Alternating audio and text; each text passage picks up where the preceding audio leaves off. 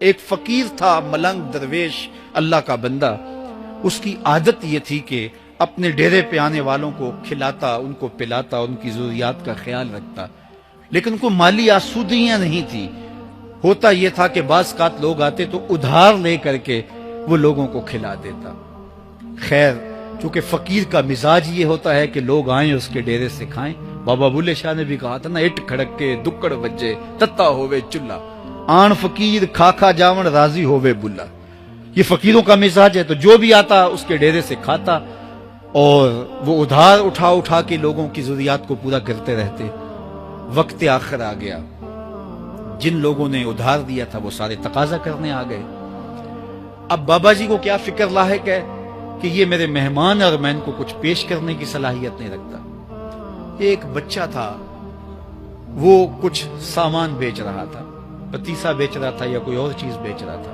اس نے گلی سے گزرتے ہوئے آواز لگائی، خادم کو کہا سے بلا کے لاؤ.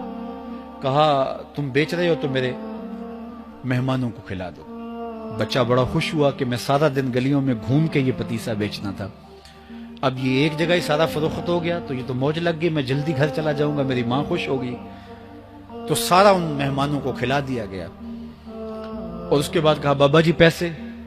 کہا تم بیٹھ جاؤ، جب ان کو ملیں گے تو تجھے بھی مل جائیں گے. وہ بیٹھ گیا، 2 4 10 منٹ بیٹھا تو بچہ تھا، پھر کھڑا ہو گیا، بابا جی پیسے؟ کہا جب ان کو ملیں گے تو تجھے بھی مل جائیں گے. پھر آدھا گھنٹہ گزرا تو پھر اس نے کہا بابا جی پیسے؟ میری ماں میرا انتظار کر رہی ہے، ہمارے گھر کا چولہا اسی سے جلتا ہے، میں یہ پیسے لے کر جاؤں گا اور میری ماں کوئی ہنڈیا خریدے گی اور ہم شام کا گھر کا کوئی سلسلہ کریں گے. کہا بیٹا جب ان کو ملے گا تو تجھے بھی مل جائے گا. بچے نے رونا شروع کر دیا. یتیم بچہ تھا، اس کا سارا آسرا یہی تھا. اس نے رونا شروع کر دیا. جب بچہ رویا اللہ کی رحمت کو جوش آیا. کوئی مرید نذرانہ لے کے ان بزرگوں کے پاس آ گیا اور اشرفیوں کی بھری ہوئی تھیلی پیش کی. وہ اتنے پیسے تھے کہ اس بچے کو بھی دیے، جتنے لوگ آئے تھے سب کا قرض چکایا. کہا جاؤ گھروں کو. تو سب نے کہا بابا جی ہم صبح سے بیٹھے ہوئے تھے تو یہ نذرانہ دینے والا صبح سے نہیں آیا، تو اب کیسے آ گیا؟ کہا صبح سے تمہارے اندر کوئی رونے والا نہیں تھا، ایک رونے والا آیا تو باقیوں کا بھی کام بن گیا. بعض اوقات کسی ایک شخص کی وجہ سے باقیوں کی خطائیں بھی معاف ہوتی ہیں. آج ہم اجتماعی طور پہ تا حد نظر اندر باہر اوپر نیچے اتنے لوگوں کے ہجوم میں اللہ کی بارگاہ سے یہ توقع رکھتے ہیں کہ مالک اتنے ہجوم میں کوئی ایک تو ہوگا جو تیرا لاڈلا ہوگا، کوئی ایک تو ہوگا جو تیرا بہت قریبی ہوگا، کوئی ایک تو ہوگا جس پہ تیری رحمتیں برسیں گی. تو مالک اس کے صدقے سے ہماری خطائیں بھی معاف کر دے، ہمارے گناہ بھی معاف کر دے. کوئی ایک رونے والی آنکھ مل گئی تو باقیوں کا بھی کام بن جائے گا. اٹھ فریدا ستیا تے میلہ ویکھن جا، وت کوئی بخشیا مل جاوے تے توں ہی بخشیا جا. میرے مالک ہم سب کی خطائیں معاف کر دے، ہم سب سے درگزر فرما اور ہم سب کے باطن کو ستھرائیاں دے دے، ہمارے اندر کو پاکیزگیاں دے دے.